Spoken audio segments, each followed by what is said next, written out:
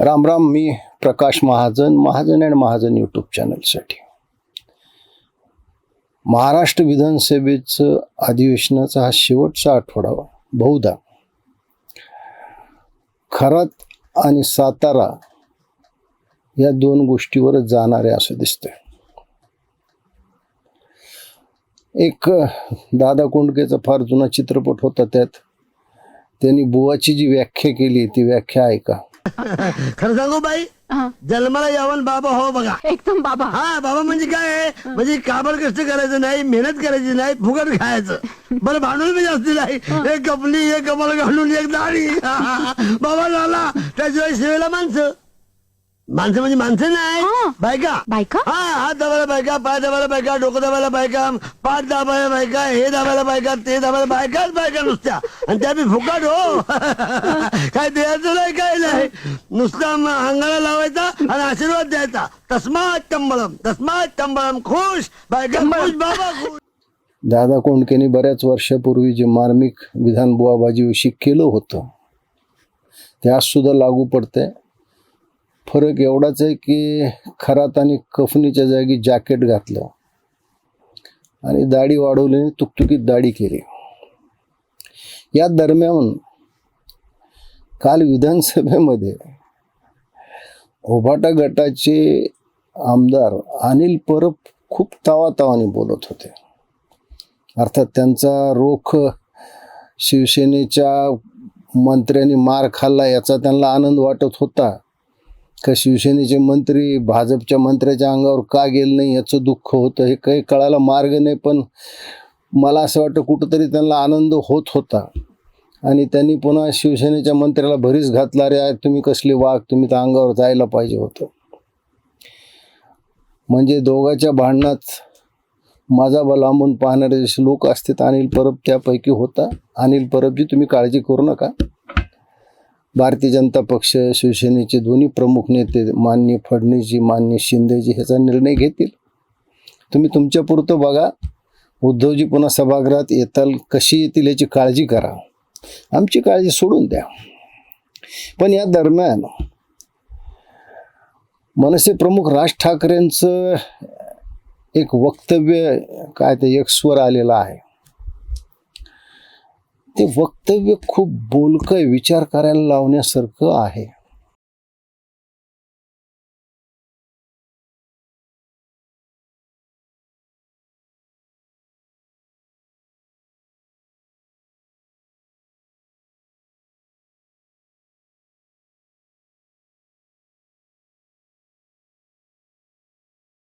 माननीय मुख्यमंत्र्यांनी असं खराताच्या बाबतीत सांगितलं की प्रकरणाचा छडा आम्ही लावला. याचा अर्थ काय घ्यावा? म्हणजे राज ठाकरेंनी त्यात पुढे जे म्हटलंय ते खूप म्हणजे भयानक आहे, वास्तविक आहे आणि विचार करायला लावण्यासारखं आहे. म्हणजे खरातची सुरुवात होत होती किंवा खरात थोडा मोठा होत होता त्यावेळेस पासून काही लोकांना खरात हे माहीत असावा आणि खरातच्या जाळ्यात आपलेच काही सहकारी कसे अडकले जातील याची तर व्यवस्था कोणी करत नव्हतं ना. कारण आपले सहकारी अडकले गेले की मग या सहकाऱ्यांची ही दुखती रग बरोबर दाबली की हे सहकारी आपल्याला विरोध करणार नाहीत, असा काहीतरी एक चाणक्य नीतीचा डाव, आता याला असंच म्हणावं लागेल, कुणाच्या तरी डोक्यात होता का? अरे बाबांनो, राजकारणात कुणावरच विश्वास ठेवायचा नसतो, सगळ्यावरच विश्वास ठेवावा लागतो. हे जेवढं खरं आहे तेवढं जे सहकारी तुमच्यावर विसंबून आहेत त्या सहकार्यांना अशा प्रकारे कुठं आपल्याला जाळ्यात अडकवता येईल का? किंबहुना अशोक खरातचं जाळं त्यामुळं तर वापरलं नाही ना.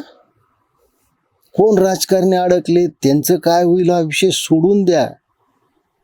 पण या सगळ्या खरातच्या प्रकरणामध्ये ज्या दुर्दैवी महिलाच्या आबरूचं खोबरं झालंय त्यांच्या भवितव्याची कुणाला काळजी? या अशोक खरातची वेळेत जर नकेल कसली असती, त्याला वेळेत जर व्यसन घातली असती, वेळेत जर त्याला पायबंद केला असता, तर ज्या शेकडो महिला याच्या वासनेच्या बळी गेल्यात, त्या बळी गेल्या नसत्या. अशा पद्धतीनं जर राजकारण होत राहिलं तर राजकारणात कोण कोणावर विश्वास ठेवेल? म्हणजे असं वाटतं की आपली सावलीसुद्धा आपल्यासोबत आहे का नाही. राज ठाकरेला हेच म्हणायचं होतं की आपले सहकारी याच्यात अडकत आहेत हे माहीत असताना आपल्या सहकार्याला सावध करायचं सोडून ते कसे अडकतील, कसे जास्तीत जास्त त्याच्या जाळ्यात फसतील याची तर कोणी वाट पाहत नव्हतं ना. आणि ते पुरते जाळ्यात फसल्यानंतरच मग या प्रकरणाचा छडा लावण्याचं काम सुरू झालं. पण या सगळ्या गोष्टीमुळे जे निष्पाप जीव याच्यावर बळी जातील, जे संसार उद्ध्वस्त होतील, ते पाप कुणाच्या डोक्यावर द्यायचं. आणि त्याही पुढे जाऊन राज ठाकरेंनी प्रसारमाध्यमावर एक जबाबदारी सोपवलेली आहे की प्रसारमाध्यमाने या गोष्टीचा पूर्ण छडा लावावा.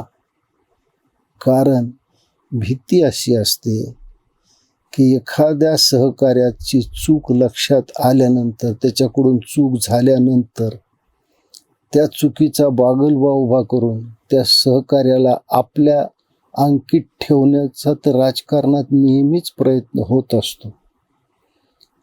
पण अशा पद्धतीनं सुसंस्कृत महाराष्ट्रात हा प्रयत्न होतो, ही अत्यंत दुर्दैवाची गोष्ट आहे. या राजकारणात विरोधी पक्षातले आणि सत्ताधारी पक्षातले नेते एकमेकाचे घनिष्ठ मित्र होते, पण यांनी कधीही त्या गोष्टीचा वैयक्तिक लाभ उठवला नाही. महाराष्ट्राचं राजकारण एक सुसंस्कृत राजकारण म्हणून ओळखलं जातं. ते एवढ्या थराला जाईल असं कधी वाटलं नव्हतं. त्याच्यामुळं प्रसारमाध्यमावर ही फार मोठी जबाबदारी आहे की खरात प्रकरणाचा पूर्ण छडा लावला पाहिजे. एक सुदैवाची गोष्ट अशी आहे की खरात हा अनाजी पंथाच्या जातीचा नव्हता, ब्राह्मण नव्हता नाही. हे सर्व ब्राह्मण वर्गाच्या दृष्टीनं सुदैवाची गोष्ट आहे. जर आमच्या दुर्दैवानं तो जर ब्राह्मण निघाला असता तर पुन्हा या महाराष्ट्रात गांधीच्या हत्येनंतर जशी ब्राह्मणाची घरं जाळली तशी घरं जाळली गेली असती, ही भीती होती. त्या भीतीतून आम्ही मुक्त झालो. किमान खरात मधुवादी ब्राह्मण तर नव्हता. धन्यवाद.